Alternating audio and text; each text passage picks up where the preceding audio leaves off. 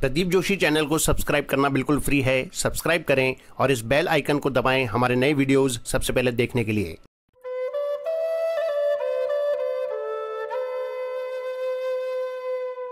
स्वामी रामसुखदास जी महाराज को शत शत नमन।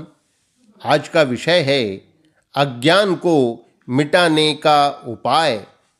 महाराज जी के शब्दों में, स्थूल शरीर से की जाने वाली क्रिया, सूक्ष्म शरीर से किया जाने वाला चिंतन और कारण शरीर से की जाने वाली समाधि भी केवल संसार के हित के लिए हो तो फिर सब अज्ञान मिट जाएगा, जड़ता से संबंध विच्छेद हो जाएगा और चिन्मय तत्व की स्वतः जागृति हो जाएगी। आपके पास जो धन है, पद है, वह अपने लिए बिल्कुल नहीं है। उसको अपना मान लिया, यह बेईमानी है। इस बेईमानी को मिटाना है और कुछ नहीं करना है। साधक हो पर बेईमानी भी नहीं छोड़ सकते और कल्याण चाहते हो। स्थूल शरीर को अपना मानना बेईमानी है, सूक्ष्म शरीर को अपना मानना बेईमानी है और कारण शरीर को अपना मानना बेईमानी है। स्थूल, सूक्ष्म और कारण, इन तीनों शरीरों का संबंध संसार के साथ है, आपके साथ नहीं। ये तीनों आपके नहीं हैं और आप इनके नहीं हैं। यदि पाप का फल दुख हमारे को बिना मांगे मिलता है तो पुण्य का फल सुख बिना मांगे क्यों नहीं मिलेगा? उसको झक मारकर मिलना पड़ेगा। क्या बीमारी की कभी चाहना करते हो? उद्योग करते हो? कभी ज्योतिषी से पूछते हो कि क्या करें, बीमारी नहीं आई? महाराज देखो तो कब आएगी? 5-7 वर्ष हो गए, हमारे घर में कोई मरा नहीं, कौन कब मरेगा? ऐसी इच्छा होती है क्या?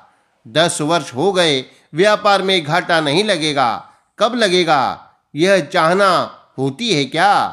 क्या घाटे के लिए उद्योग करते हो? फिर भी घाटा लगता है कि नहीं? तात्पर्य है कि जैसे बिना चाहे दुख मिलता है, ऐसे ही बिना चाहे सुख भी मिलता है। फिर सुख की चाहना क्यों करें?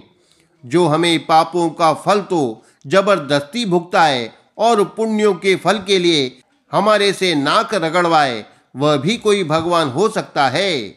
अगर वह हमें जिलाना चाहता है तो रोटी दे दे, नहीं तो हमें जीने की गरज नहीं है। किसी चीज के लिए हम उसको क्यों कहें? हमारी अपेक्षा उसको गरज ज्यादा है। इसलिए निशंक हो जाओ, निश्चिंत हो जाओ, निर्भय हो जाओ और निशोक हो जाओ।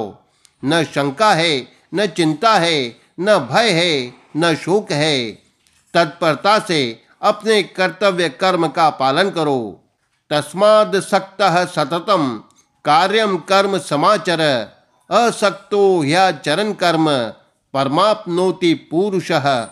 कर्मणैव हि संसिद्धि मास्थिता जनकादयः, लोक संग्रह मेवापि संपश्यन् कर्तुमर्हसि।